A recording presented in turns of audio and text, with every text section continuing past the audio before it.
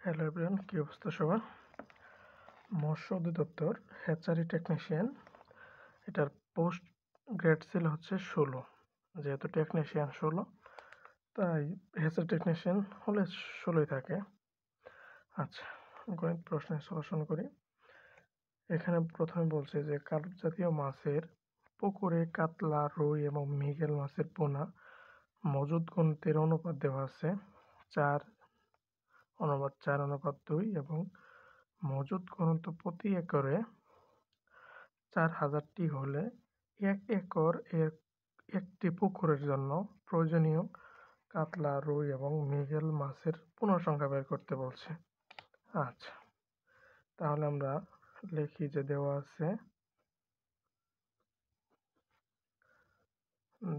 আছে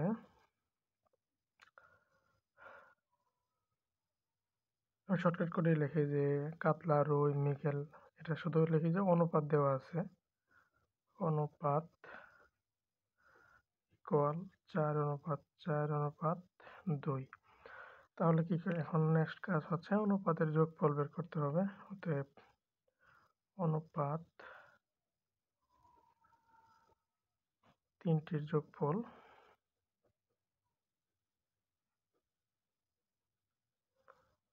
যোগফল 4 + 2 সমান 4×4 = 8 আর 2 = 10। ওকে, এখন প্রথম হচ্ছে কাতলা। অতএব কাতলা পোনার সংখ্যা, কাতলা পোনার সংখ্যা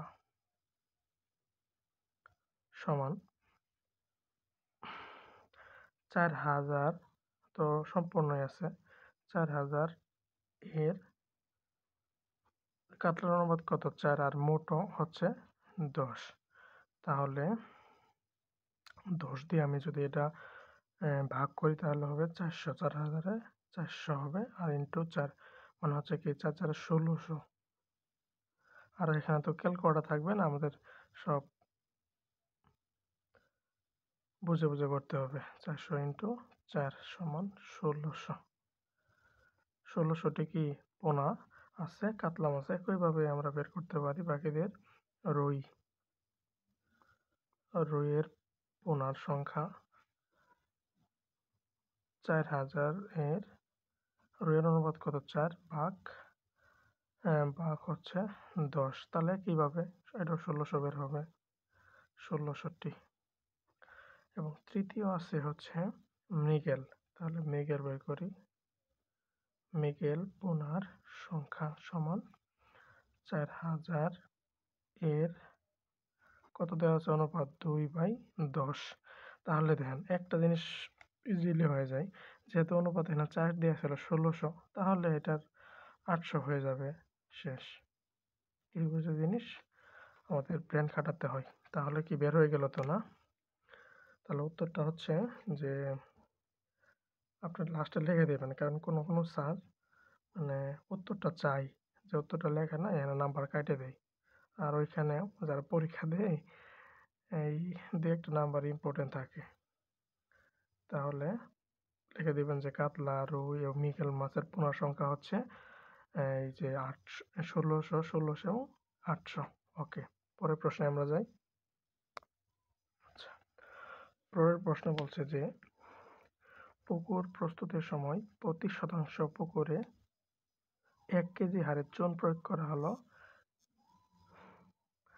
1 হেক্টর আয়তনের পুকুর প্রস্তুতির জন্য কত কেজি চুন প্রয়োজন হবে? তাহলে এটার উদ্দীপক অনেক বড়, কিন্তু অ্যান্সারটা ছোট। আমরা জানি উই নো 1 হেক্টর সমান হচ্ছে এখানে 247.105 শতাংশ। আচ্ছা, তাহলে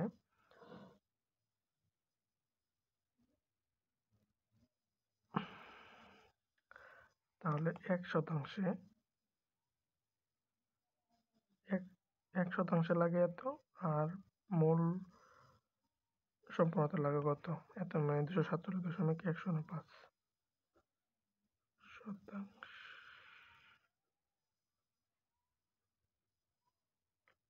লাগে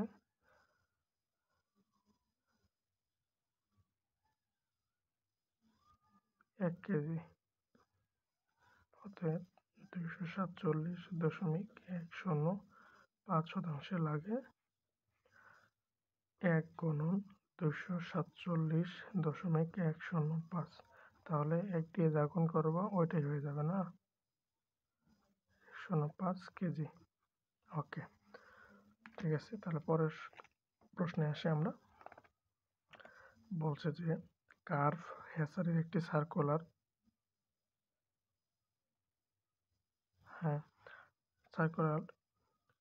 ট্যাঙ্কের ব্যাসার্ধ 2 মিটার এবং গভীরতা হচ্ছে 1.5 মিটার। ট্যাঙ্কটিতে 1.25 মিটার গভীরতা পানি থাকলে কত মেট্রিক টন পানি আছে? তাহলে ট্যাঙ্কের ব্যাসার্ধ আর দেওয়া আছে 2 মিটার, গভীরতা দেওয়া আছে এইচ সমান 1.25 মিটার। তাহলে আমরা আয়তন বের করার সূত্র হচ্ছে, তাহলে আয়তন বি সমান হোয়াট? আয়তন বি সমান হচ্ছে পাই আর স্কোয়ার এইচ, আর এককটা হচ্ছে কি ঘন একক। পায়ের রেখে দেই, আর সমান কত? 2 2 4, 4 ইন্টু এই সমান হচ্ছে 1.25 সমান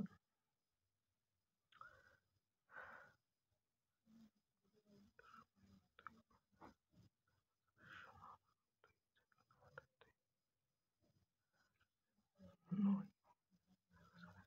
5 0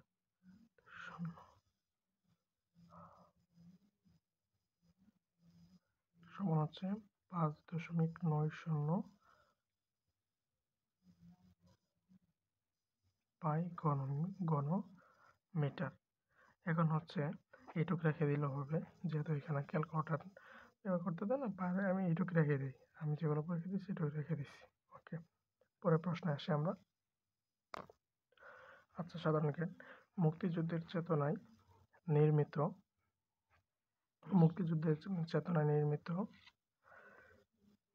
প্রথম ভাস্কর্যটির নাম কি এবং সেটা কোথায় অবস্থিত?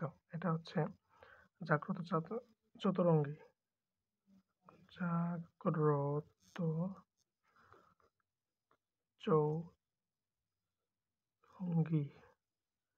এবং এটি কোন জেলায়? এটা হচ্ছে গাজীপুর জেলায় অবস্থিত। সরি, এটি জয়দেবপুর গাজীপুরে অবস্থিত। জয়দেবপুর গাজীপুরে অবস্থিত। আচ্ছা, হ্যাচারিতে ব্যবহৃত 3টি রাসায়নিক দ্রব্যের উপাদানের নাম লিখুন। সচরাচর ব্যবহার করা হয় সোডিয়াম ক্লোরাইড, ব্যবহার করা হয় পটাশিয়াম পারম্যাঙ্গানেট, ব্যবহার করা হয় চুন, ব্যবহার করা হয় ক্যালসিয়াম অক্সাইড। এটা হচ্ছে কি লবণ, সোডিয়াম ক্লোরাইড, পটাশিয়াম পারম্যাঙ্গানেট এবং এটা হচ্ছে চুন।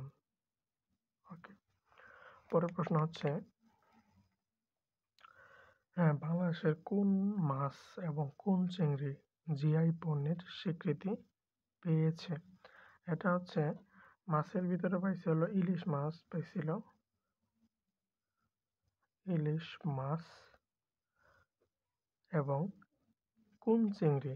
এটা হচ্ছে আপনার বাগদা চিংড়ি। এই দুইটা পণ্য, মাছ এবং চিংড়ি, জিআই পণ্যের স্বীকৃতি পেয়েছে। পরের প্রশ্ন, বাংলাদেশের শহীদ দিবস কবে? বাংলাদেশ শহীদ দিবস হচ্ছে কি 21শে ফেব্রুয়ারি। 21শে ফেব্রুয়ারি।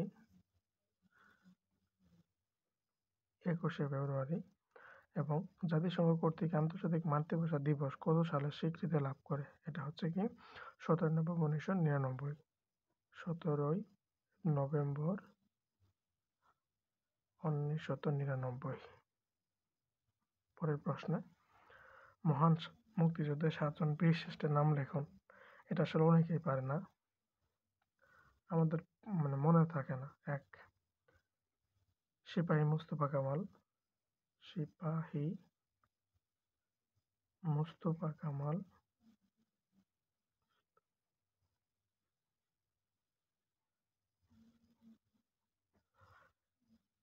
2 number lance naik Munshi Abdur Rauf.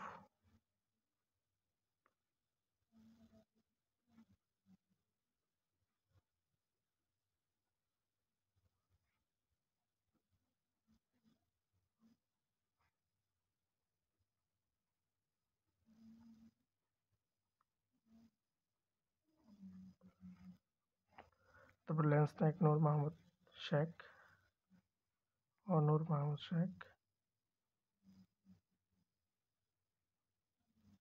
Mohammad Sheikh. 4 number flight lieutenant Motiur Rahman, flight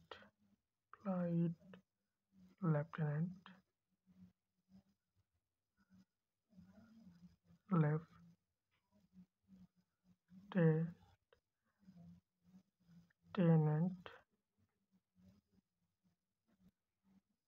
Motiur Rahman.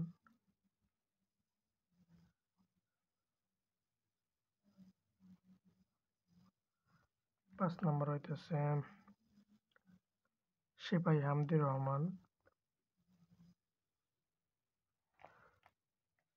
সিপাহী হামিদুর রহমান।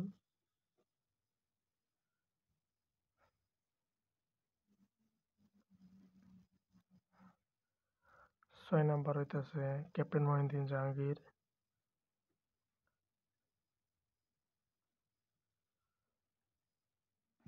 আর 7 নম্বর হলো স্কোয়াড লিডার রুহুল আমিন।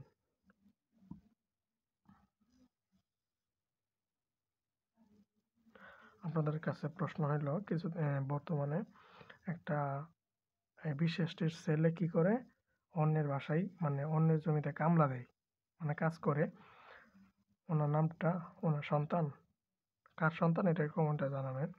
পরের প্রশ্ন, শহীদ বুদ্ধিজীবী দিবস কোনটি এবং মুক্তিযুদ্ধ জাদুঘর কোথায় অবস্থিত?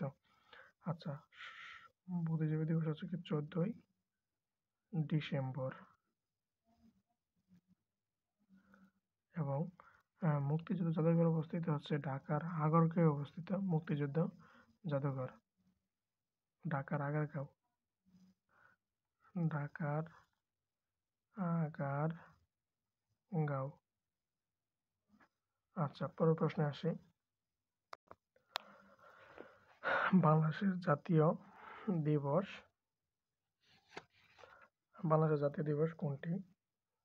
আচ্ছা, বাংলাদেশের 26শে মার্চ হচ্ছে জাতীয় দিবস, 26শে মার্চ হচ্ছে জাতীয় দিবস। এবং প্রশ্নটা ছিল যে বাংলাদেশের প্রথম হানাদার মুক্ত হয়েছিল কোন জায়গায়, এখানে স্কিপ করা হয়েছিল। এটা হচ্ছে যশোর জেলা প্রথম হানাদার মুক্ত হয়। মুজিবনগর সরকারের প্রথম রাষ্ট্রপতি ছিলেন কে? এটা হচ্ছে মুজিবনগর প্রথম রাষ্ট্রপতি শেখ মুজিবুর রহমান। শেখ মুজিবুর রহমান।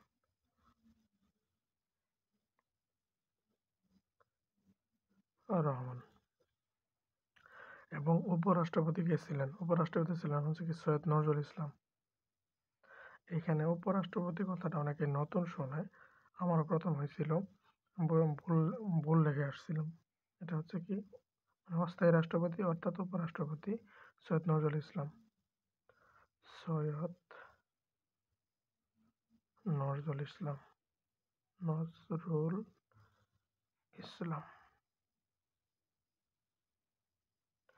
পরের প্রশ্ন হচ্ছে চটকা এবং কি আলকাপ কোন এলাকার গান? এটা হচ্ছে রাজশাহী অঞ্চলের গান, রাজশাহী অঞ্চলের গান।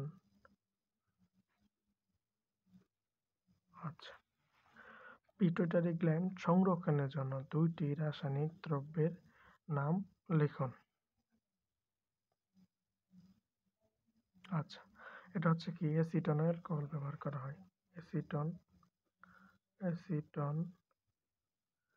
ও অ্যালকোহল অ্যালকোহল ব্যবহার করা হয়।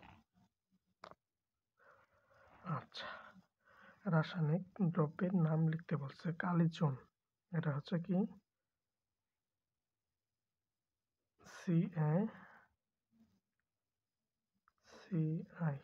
আচ্ছা, ব্লিচিং পাউডার ওই একই। আচ্ছা, কালি চুন এটা CaOCi একই, এটাই একই ব্যবহার করা হয়। Potassium permanganate KMnO4 KMnO4। তারপর হচ্ছে কি পানি H2O।